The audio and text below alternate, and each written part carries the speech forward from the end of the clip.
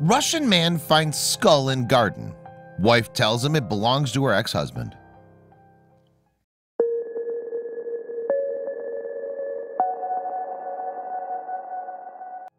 Before we begin, do us a favor and click that like button.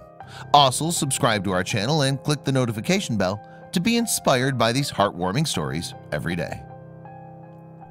A Russian man was only planning to plant potatoes when he got a shock of his life after he unearthed a human skull from the patch. What was more shocking, though, was his wife's response when he told her of his discovery.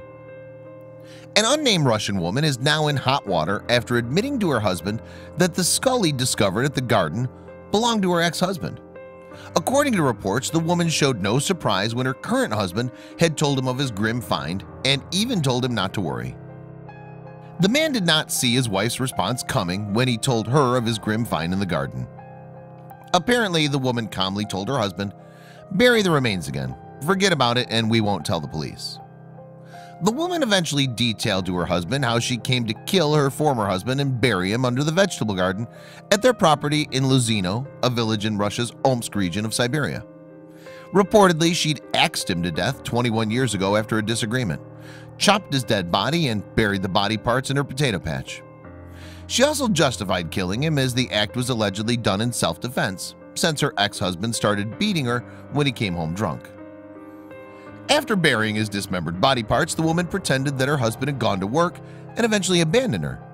Hence, she went on with her life until she remarried.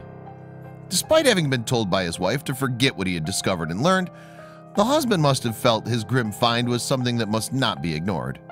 Hence, he went against his wife's will and reported to the authorities.